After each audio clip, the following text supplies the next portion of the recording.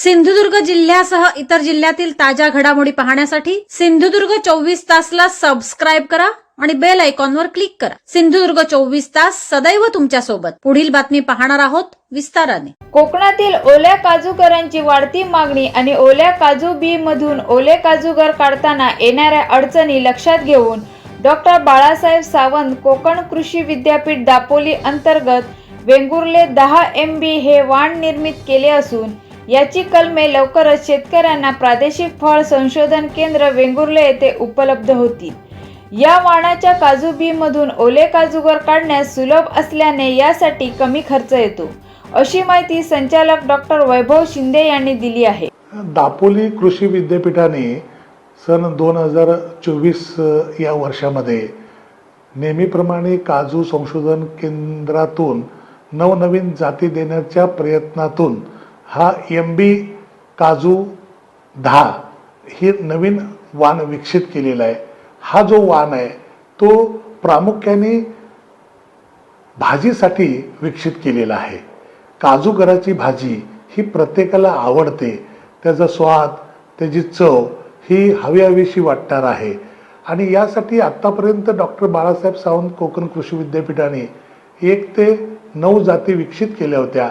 पण प्रामुख्याने अडचण अशी होती की त्या बीमधून गर ज्यावेळेला काढला जात होता त्यावेळेला गरासाठी स्पेशल यंत्र किंवा स्पेशल त्रास घेऊन तो गर काढण्याची प्रक्रिया राबवली जात होती। म्हणजेच तिथं मशिनरी किंवा यंत्र लागत होतं, कष्ट होते आणि हे कष्ट सहाय्य करताना किंवा सहन करताना काही लोकांना त्या हाताला किंवा आपल्या शरीराला ते जे तेल आहे ते तेल लागत होतं आणि ते तेलामुळे करोजिव्ह इफेक्ट त्या तेलात असल्यामुळे आपल्या हाताची जी त्वचा आहे ते भाजण्याचे प्रकार होत होते। फक्त ही क्रिया संतपणे होत होती, त्यामुळे आपल्याला ते तात्काळ दिसत नव्हतं। पण काजूच्या सीझनमध्ये कातकरी, विशेषतः कातकरी किंवा आपल्या घरात देखील जे कोणी काजू बी सोलतं त्याच्या हाताला लागलेलं लक्षात येत होतं।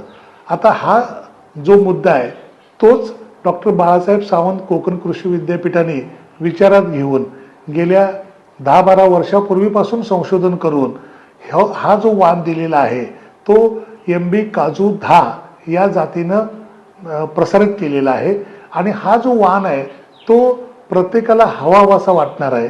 कारण या काजूपासून जे बी मिळतं ते साधारणपणे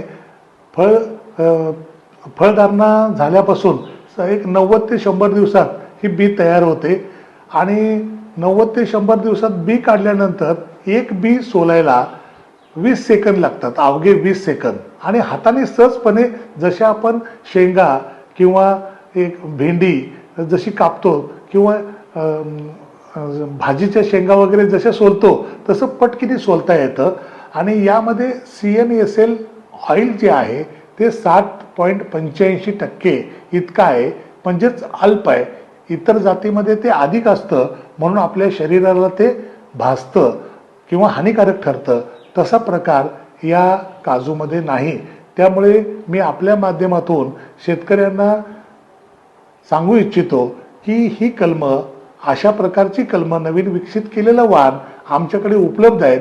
शेतकरी बंधूंनी ती घेऊन लागवड करावी आणि त्यांच्याकडे काजू गराची भाजी निश्चितपणे चांगली येणार आहे। ती आपल्या पोषण मूल्यामध्ये भर देणार आहे। आपल्या मुलाबाळांना, कुटुंबाला ती उपलब्ध करून द्यावी, म्हणजे त्यांच्या आहारामध्ये समतोलपणा आणि एक चांगला आहार त्यांना मिळू शकेल।